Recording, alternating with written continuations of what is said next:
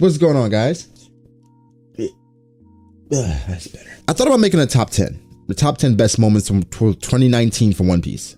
It really did. However, everybody's doing that. So what I'm going to do, I'm going to explain to you guys why One Piece was legendary in 2019. Now, people are going to say, Brago, you just made a video explaining why Wano hasn't been good as Marineford. Now, this is the clarification stuff that gets so frustrating. Just because I don't think Wano has been good as Marineford yet, doesn't mean I don't think Wano has been fantastic. Overall, 2019 of Wano has been very good. So what we're going to do today, I'm going to explain to you, or attempt to, because I know how you guys are. Hey, Brago, fuck up. I'm going to explain to you why One Piece 2019 was legendary. We're going off of December 30th, when that chapter dropped.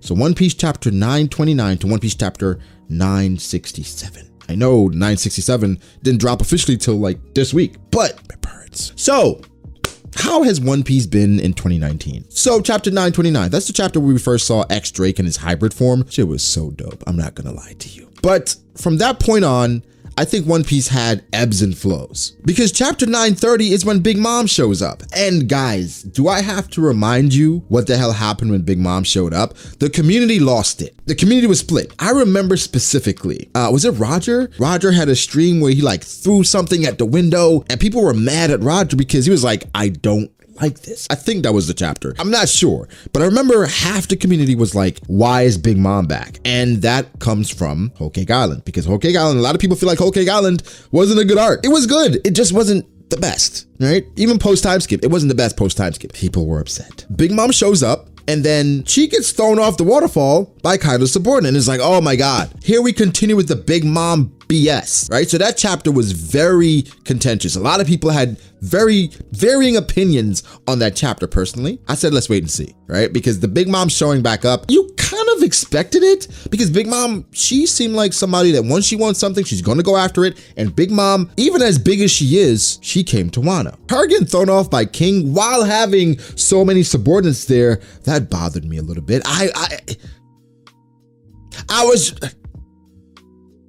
However, I wanted to wait and see how it played out. I don't know, man. It was a moment, definitely, in 2019. Rage Suit Sanji also happened right after that, versus page 1. And that was another thing that people were really mad about, because people saw in chapter 903 when Luffy, was declared the 5th Yonko. Well, when we saw his bounty, 1.5 bill, Sanji said, I will never use this for strength, ever, right? So in chapter 931, when Sanji then uses the raid suit to defeat page 1, people are like, what the hell is he doing? He just said he's not going to use the raid suit and he's using it? Sanji's trash. I had a whole video about this, like why Sanji was using the raid suit. That was the first video that I made my comeback on this channel, in which I was like, all right, I'm going to start uploading more frequently on this channel because I think people want to hear what I have to say. So that was the first video, Sanji's raid suit and why he's using it, or some shit like that. So this didn't bother me at all, because for Whole Cake Island, I got the conclusion that I wanted, or that I needed, in regards to Sanji and wrapping up that whole saga with his family and the raid suit and his contentious feelings about it. That didn't bother me, right? That was over for me. I expected him to use the raid suit again, not necessarily for strength. So at that time, it was okay. Sanji came out after, and a few chapters later, and said why he used it, like where he's throwing his feelings aside for his friends, etc. But it is what it is. He used the raid suit versus page 1, and we haven't seen page 1 since. So we're assuming page 1 was defeated. He got the cracker treatment, but he's just one of the Flying Six, so he doesn't matter anyway. But that was kind of the issue, and that happened since Whole Cake Island, where people felt like, okay, for us to care about people getting defeated or to scale characters, power scaling again, probably gonna get a comment, Braga, you care so much about power scaling.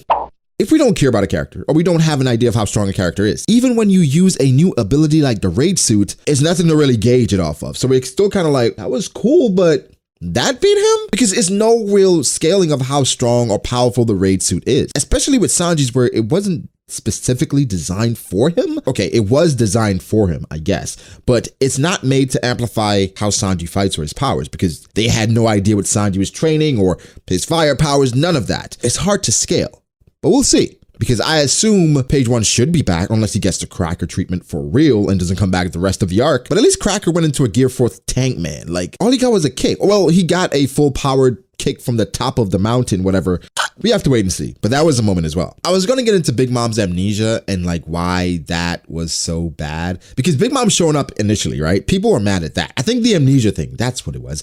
The amnesia in chapter like 932 or something like that. When that happened, Big Mom or the community was really upset because they felt like that was a cop-out in which you have two strong characters, two Yonko in one area, and you cop it out by having Big Mom not remember anything. And then she was being controlled by Chopper, and now she's headed to Udon, and she's probably going to save Luffy from Udon. I wasn't feeling the amnesia initially. Even after saying, let's just wait and see what happens, I really didn't like the amnesia thing. I thought it was just a way for Oda to have someone like Big Mom in Wano without really causing issues because she's Lin. She's Olin, not Big Mom. Not the scary Big Mom that we know. That's really unpredictable, somewhat self-centered. I didn't want Olin. That's what we got. And then we transitioned into Orochi, Robin, and Okiku. Well, not Okiku. Hiyori. Or at that time, Kurosaki. I'm not gonna lie to you guys. I hated that whole saga. Okay, so Orochi didn't live up to the hype of what we expected. When I say the hype of what we expected, even before we got to Wano, we assumed there would be a Shogun. And there were high expectations for the Shogun because we thought that would be Zoro's fight. He still could be impressive. He could still be very strong because looks and appearances, they normally don't matter in One Piece. Sometimes someone can look really trash like Shutenmaru or Ashura Doji when we first saw him. Dude is a monster. So we gotta wait and see with that. I don't want to jump too far ahead, but based on how he looks and how he's been so far, because character also matters,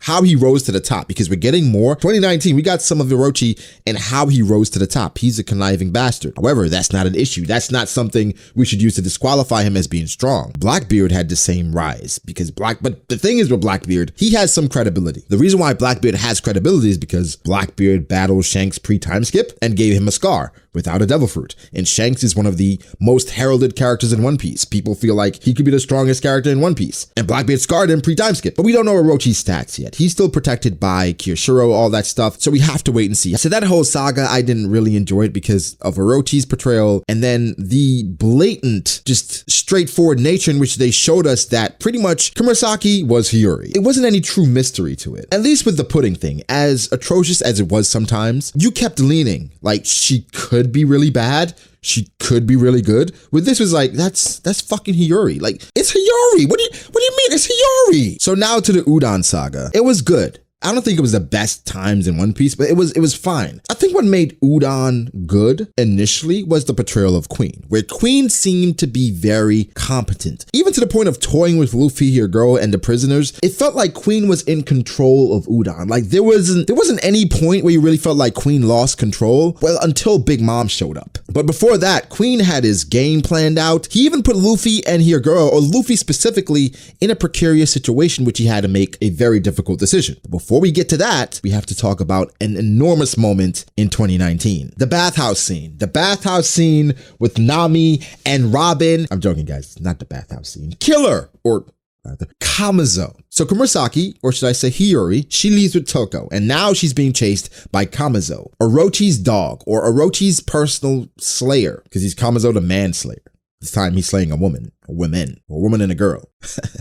Let's move on. And she stumbles upon Zoro fighting Yukimaru, and then she asks Zoro for help. So naturally, Zoro helps them. And then we got this mediocre clash between Kamazo and Zoro. And I said mediocre because knowing who the hell Kamazo was and having Zoro there, that moment could have been a lot more epic.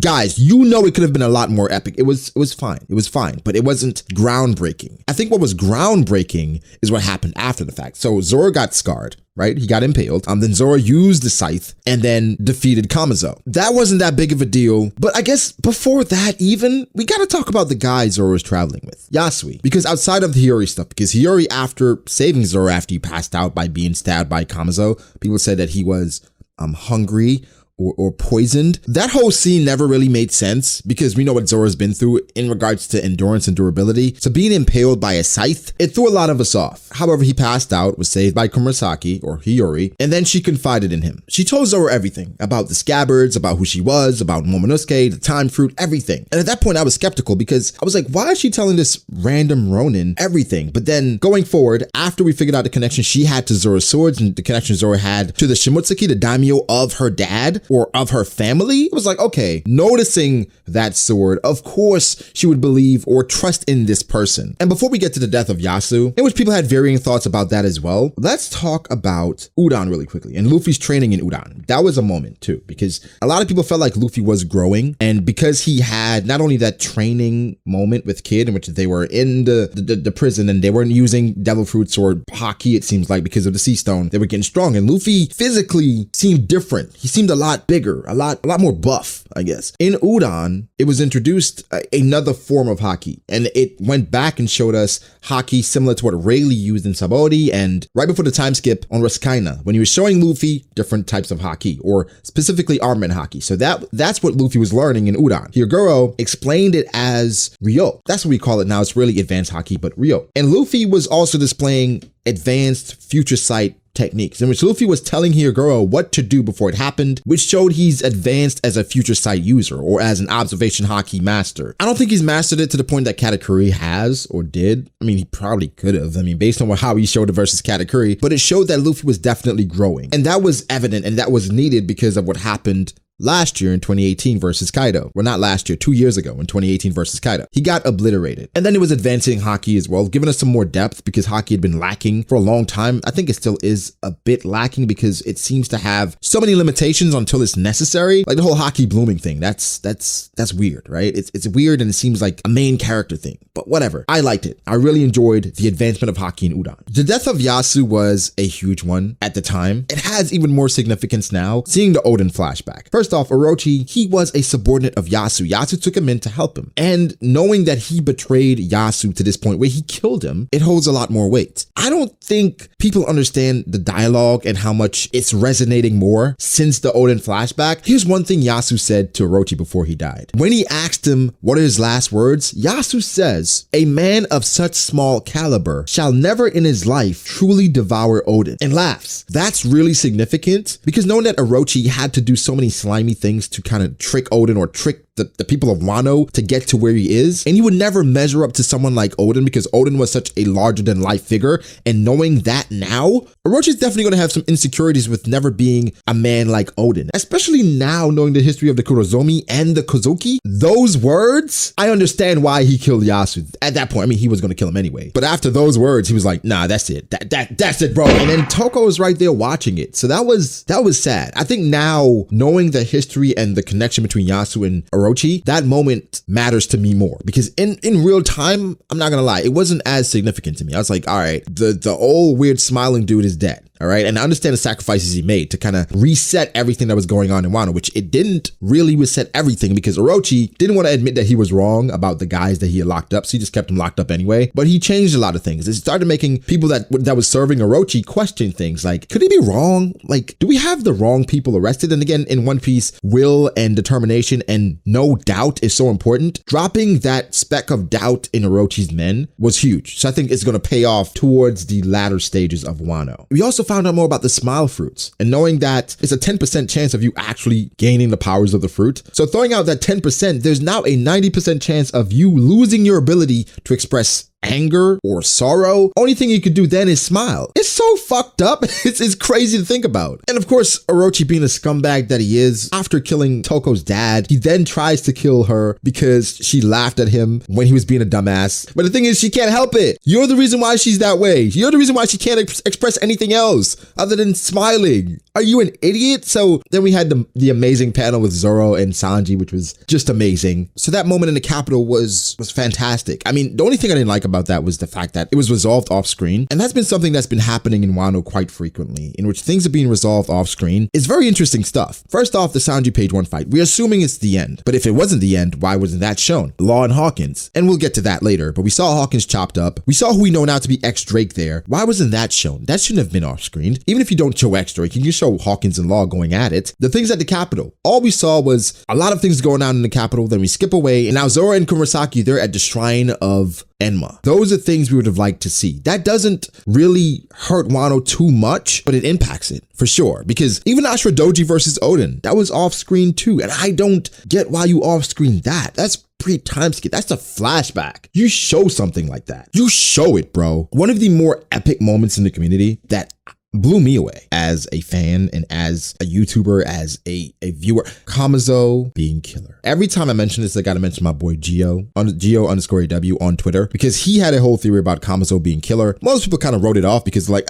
he's nothing like him. The weapons are different, the head size, all that is, ended up being right. And that was such an impactful moment because it kind of continued the theme of what Oda does to Kid and his crew. They get the short end of the stick. Even though the portrayal is there for him in regards to comparing him to Luffy, he doesn't have the success. And he continuously gets kind of like the little brother treatment. Like, you're almost as good, but not really. He lost his arm during the time skip. Of course, he didn't go and train on a special island with the Pirate King's right hand. And now, seemingly, he's lost his crew. His right hand is a zombie or a crackhead. So I hope redemption is coming, and I hope Kid has a moment in Wano. But based on the track record of how Oda decides to handle Kid, even though Kid was someone he said is going to have a major role in the story going forward, the supernova that he had plans for, not even Law, he's being treated like someone that doesn't really accomplish anything. Even his alliance, he was betrayed by Apu. So what's the purpose of having Kid be this prominent supernova or this prominent pirate captain if you're not going to let him accomplish anything? I'll say this. Wano is the absolute last chance for Oda to give Kid some significance. If Kid doesn't take out Big Mom or Kaido in Wano, it's done. Like, there's no more shelving Kid and saying he's someone you should watch out for, he's someone you should worry about if he doesn't do shit in Wano. Wano is the stage for a lot of people to come up, a lot of people to make a name for themselves. Granted, they're already big names in the pirate verse. They have over 350 million berry bounties, right? However, for you to be on the same level or same scale as Monkey D. Luffy, you need a big accomplishment here. You need to do something. I have a Kid video that I have planned that's coming out really soon. But for right now, Kid has to do shit this arc before it ends. Something major. If he doesn't, it's done. It's done. No more comparison. None of that shit. It's done. Personally, I think it was hilarious. Big Mom and everything that went down in Udon after she showed up and she had her craving for Shiruko and all of it was gone because Luffy and his crew and everybody else there ate it all. And I had some negative feelings towards like those chapters where Big Mom showed up and she was essentially dominating Queen, a second commander of Kaido's crew, without having Haki or knowing who she was. But then Queen was really knocked out. He's playing dead. And then he eventually took care of Big Mom and then carried her to Onigashima. The Yonko is just so far and away stronger than commanders at this point. It's broken. But the Yonko, they're the strongest in the verse normally. I mean, some admirals can compete, but for the most part, it's the Yonko, Dragon, people like that. Big Mom was incredible. Based off everything that happened in Udon with Big Mom, it seemed like the purpose of Big Mom losing her memories to get it to Udon, for her to then go to Onigashima. Again, I don't think it's that bad in hindsight. People were really upset that Big Mom seemed to be used as a plot device or just a plot progressing device in the story. I don't think it was that bad. Again, it's people have PTSD from Big Mom in general. So anything she does that isn't in line with their headcanon or their way of thinking, they're not gonna like it. And I'm seeing that frequently, and people can, disagree with me if you want. That's fine, but it's not that bad. Like, even with the time thing, when the time fruit was introduced with Toki, people had a lot of negative feelings towards it. Like, oh my God, Oda is about to ruin his story. No, the fuck he's not. Like, he didn't ruin One Piece by introducing the time fruit. It can only progress forward. It can't go backwards. It's done. Time traveling in general, I understand the apprehension around it, but I don't know how we lose faith in Oda in which we don't believe that he could do something like that simple. I was in a wait and see, right? Because there have been things that I don't like. Most of the things I don't like in One Piece revolves around off screens. That's pretty much it. Off screens and saving things. I don't like when things are saved. Well, okay, let me say this. I don't like when everything is saved. It seems like for most fights, Rago power scaling again. We don't get a good fight because we're saving it for the end of the arc. And then at the end of the arc, the fight isn't that good. So then it's like, why the fuck did you even save anything? Like Smoothie, she was saved from Whole Cake Island. That's clear. Like, she only sent slashes towards Jimbei on the sea when she had ample opportunities to do stuff. Katakuri was the only one performing because Katakuri, again, he was going to be fleshed out at the end of the arc. Smoothie, she came to Wano, so we expect her to do some things going forward in Wano. If she doesn't do amazing shit in Wano, why would she save? What's the point of that? So for now, saving Law versus Hawkins, saving Smoothie, saving Queen, saving King, saving all these characters, even saving Page 1 and Sanji using the raid suit, at the end of the arc, you can't show everyone. Like, everyone could have maybe a few panels, but the main focus of Wano is always going to be Luffy, Kaido, Big Mom, Kid, Law, Zoro, Sanji, and the Straw Hats. That's it. Like, everybody else is going to have a small role, like the Scabbards, the Minks, maybe the remnants of the Whitebeard Pirates show up, but that's my 2020 video. I hate off screens, but that doesn't make One Piece bad. I think one of the more epic moments in One Piece 2019 is after Queen leaves Udon. Luffy and the others, they have to kind of win Udon over. And playgrounds are shot into the prisoners. And Luffy's speech to liberate all these people, that was great. That was showing development on Luffy's end, which Luffy's typically just, you know what, if you're hurting my friends, then I care about it. He's had epic moments before, but I think in the anime, once this is shown, it's going to hit so much because Luffy is shown to be, he's evolving as a character. Not rapidly, but slowly but surely, he's starting to care about the effects of the world and how it's impacting not only his friends, but him and other people that aren't really directly affecting him. So Luffy's speech in Udon, how he liberated that entire place, that was spectacular. And that's an underrated moment because it's not talked about a lot, but that was so good, man. That was really well done. It's really just showing how people are developing faith in Luffy and how they're starting to rally around him. And then that's his special power. So this isn't really surprising, but it's just really amazing to see. Another expected but unexpected thing was Kaido and Big Mom allying. And that moment in which Kaido and Big Mom, they met and they had their clash and they fought for almost a day. And Big Mom didn't give up anything. That was great for me because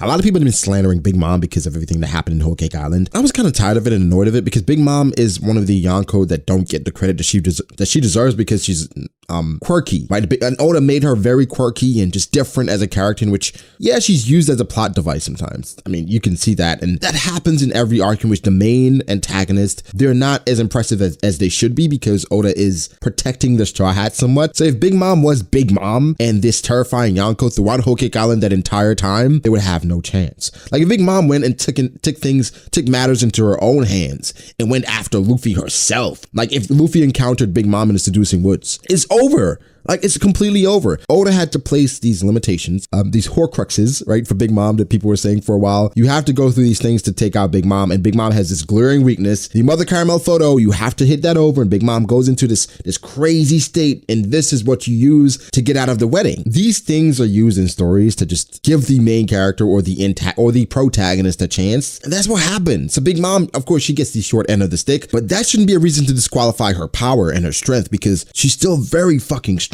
Top 5 in the verse to this day. So that moment and those clashes were cool because now we go from, okay, we have to deal with Kaido and Big Mom probably separately, but they're still devastating. So now we have to deal with Kaido and Big Mom together. They're allying to take over the world. That brings even more intensity in Wano and the end game because now we saw how destructive fighting one Yonko was, and I don't even think Whitebeard was strong as the current Yonko are when at Marineford. Now we have to fight 2 Yonko seemingly around their prime strength, if not in their prime. Big Mom is a lot older now. Kaido, we're not sure how old he is, but they're still very fucking strong, and we have to fight both of them. And we don't have anyone that can compete with either of them 1v1. How the hell is this gonna go? And we saw how Big Mom took care of a commander without haki or without knowing who she was. And we saw how Kaido took care of Luffy. So where the hell do we go from here? So much shit. I think what makes 2019 so great is how Oda has taken his time to craft out the lore of Wano and the underlying themes of it, in which Onimaru and Shimotsuki, or Ushimaru Shimotsuki, and just how Onimaru, his dedication to the cause and how he's Gyukimaru and him going and putting weapons away and his dedication to his master, that all ties in. Like with Hiyori, Momo, then Hiyori asking back for Shisui to give Zoro Enma, but then Zoro can control Enma better because he has Wado Ichimonji because they were made by the same person. Bro, all of it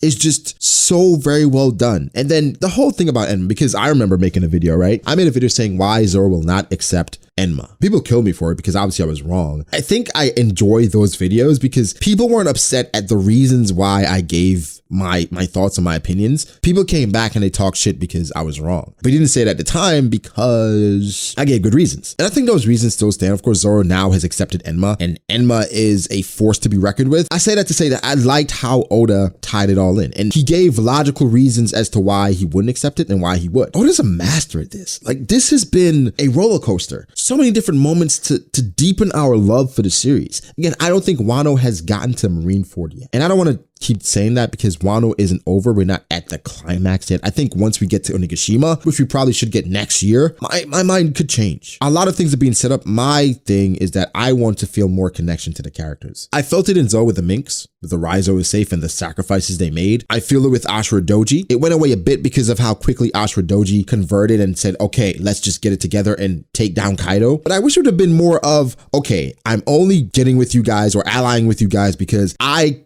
care about taking down Kaido more than I care about hating you for being away for 20 years. But regardless, it's resolved. I mentioned Enma. Enma is one of Oden's swords. Oden had 2 swords, Enma and Ame no Habakiri. Hiyori was given Enma. Momonosuke was given Ame no Habakiri. The story has somewhat become Oden focused in these past chapters, like from 960 onwards. And we've gotten Oden chapters throughout the story, like throughout Wano, from when they were given a breakdown at Oden's castle or the grave site and saying exactly what Oden had gone through, but we didn't get the exact full story. The chapter in which Kinemon talked about Oden in the flashback in which he liberated Kuri, fighting Ashura Doji. It's been Oden laced, but it's been Oden focused the past 7 or 8 chapters or so. So where the story is now, and where we've gotten to, the Straw Hats are training, the Scabbards getting ready, they were marching to Onigashima, Luffy and them hasn't shown up yet, there are no ships, and then we go to the flashback. But before that, which adds to the legendary status of One Piece 2019, One Piece chapter 956, One Piece chapter 957, 2 of the greatest chapters of all time in One Piece. More so 957, but 956 was really good as well. First, the insinuation that Sabo could have been dead or captured. Something is going on with Sabo. That chapter, from the Revolutionaries' reaction to Big News Morgan's reaction, the chapter was trying to tell us that something happened to Sabo. Something seriously happened to Sabo that we have to worry about. Even the reaction from Udon, Koala Makino, we even had a slight cameo of Baby Shanks there in the corner, but all this happened in 956. But that wasn't the only thing. We got Doflamingo. We got Doflamingo in the chapter, y'all. Doflamingo was in the chapter. He was just laughing, doing his thing. He got his newspaper. He's chilling. I'm sorry, guys. I'm an avid Doflamingo stan, and that's my favorite character in One Piece. So when he's in a chapter, automatically raised 2 points. 2 points. We had Blackbeard saying he's going to go after something that the world government doesn't want, and Blackbeard being on the move is something that should be documented every time. Every time Blackbeard is doing something, show it to me. Show it to me, because it's hype. A new faction was revealed of the world government. Sword, Drake is a part of it. Kobe's a part of it. Who else is a part of it? Sword is like a secret faction that's about doing good things and being undercover. And ex-Drake, somebody that we've been speculating to be known for a long time, and now we know he's a Marine, or he's a Marine, but he's working with Kaido. So what is Drake going to do at the Battle of Onigashima? How long he's going to keep up the front? And then Kobe. Now we know that Kobe isn't truly a rear admiral. In that chapter, it said that Kobe was. He's still a captain. But at this point, Kobe's headed to capture Boa Hancock because the warlord system has been abolished. Fujitora got his wish. He got his wish. The warlord system has been abolished. Listen, Fujitora, from when he first got introduced, that's one of the first things he said. I don't like this shit. I don't like working with pirates. I'm a Navy admiral, but the warlords gotta go. They gots to go, man. So Fujitora went out of his way to abolish the system. From what he did in Dressrosa, prostrating to the people saying, hey, this was our fault, angering Akainu, going to Marijoa, even though he was said, yo, you can't come on the base anymore. You can't come back. He did that because he was so hell-bent on abolishing the system. The SSG is now here. The warlords are out. But what are you going to do with the warlords? I thought they should leave the warlords alone. Don't fuck with them. They're not doing anything, right? You send Kobe after Boa Hancock. We presume Fujitora is headed there as well. But Boa Hancock, that's a huge piece. Should she get captured? Should she not? I've made videos on that before saying that Hancock, it would make sense if she got captured, but I don't want her to get captured because I like Boa Hancock. If she gets captured, she was a former slave. She could get mistreated and sent back to Celestial Dragons because they feel like if you were once our property, you're always our property. And for the Pirate Empress, that's pretty tragic. Mihawk. They sent a bunch of ships after Mihawk. Narratively, he's fine. He's not getting touched until Zoro fights him. So unless they send an admiral there with them, they fucked up. And of course, Weevil and Buggy as well, they're being attacked, but the warlord system has been abolished. And that's big news because the warlord system,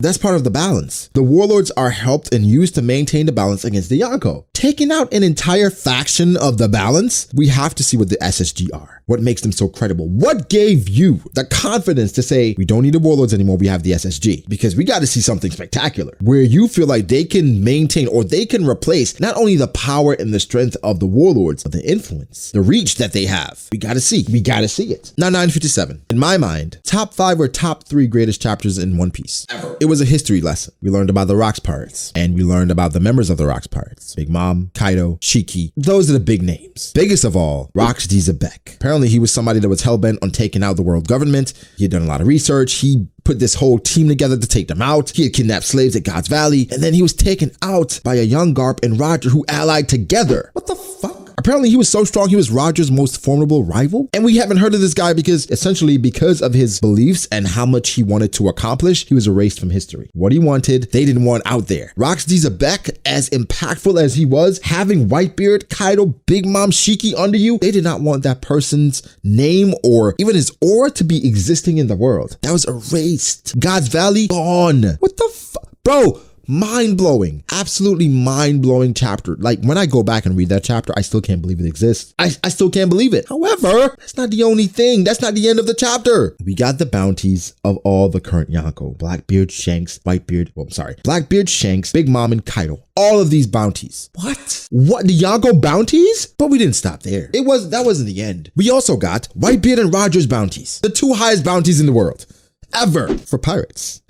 For pirates. We didn't get Dragon's bounty. We don't know what Dragon's bounty is. I assume it's the highest ever because they clarified specifically the 2 highest bounties ever for pirates. Oh my God, that is insane. Do you know how crazy that is? That we got the bounty of the Pirate King and the man who could have been the Pirate King, the strongest man in the world, Whitebeard? What? And it all ends with them referencing Wano and Odin and how important he was. And is that the reason why everyone is gathered in Wano right now? 957 was an absolute masterpiece. One of the best chapters I've ever read, ever, in anything. I mentioned the Scabbards before and how they were prepping to go to Onigashima, and then Orochi did something, and then now they have to figure out what to do. And then we go into the flashback with Odin. Odin was a relatively unknown character. We knew who he was, Momo's dad, like the leader of the Scabbards. He was supposed to be the next shogun, was killed by Kaido and somehow snaked by Orochi. Now we get more from Odin. Odin is a larger than life character, someone who was very strong as a kid, a very boisterous character, disowned by his father, tried to leave Wano, couldn't leave because he sucks in navigation, meets Whitebeard, leaves with Whitebeard, meets Toki, marries Toki, has 2 kids with Toki, meets Roger. Roger seemingly is smitten by him. He leaves with Roger. They find a One Piece and he goes back to Wano and then he's killed. This man, like Odin, again, the flashback we gotten showing Whitebeard's old crew, his young crew, I should say, a young Riley, a young Roger, a young Shanks and Buggy, Blackbeard joining the crew, them finding the One Piece, the reaction to them finding the One Piece. That was in 2019. We got that. We got Roger laughing at what the One Piece is. We got Whitebeard versus Roger, like an actual clash between those 2 people in 2019. I really enjoyed One Piece in 2019. It was one of the best experiences of my life. Overall, reading week to week is very difficult because of chapters like, I don't know, 929, where things are being built up and it's not really escalating yet. But then you get chapters like 957, 956. It's been great. Wano has been great. Of course, Reverie things are thrown in, flashback things are thrown in, but that's part of Wano. I mean, some people don't want to count it as part of Wano, even though it's occurring while the Wano arc is going on. I mean, I feel like Wano started at chapter 909, right? The official start of Wano was chapter 909. Of course, there were chapters before then that led up to Wano because people were mad in my last video where I said Marineford started in Drum Kingdom. Yeah, Wano had mentions before then, like things that were mentioned beforehand to lead up to Wano as well. So that wasn't fair of me. I should have been more clear with that. But Wano officially started chapter 909 and so far, so good. Some inconsistencies. My main problem with Wano is off screens. That's it. Just stop off screening shit. The Big Mom thing, not so worried about it. But overall, because I've been talking for a while, 2019 of One Piece was great, but that's not the end because in 2019, we also got One Piece Stampede. And One Piece Stampede was one of the best movies or best anime movies I've ever seen. I've seen quite a few.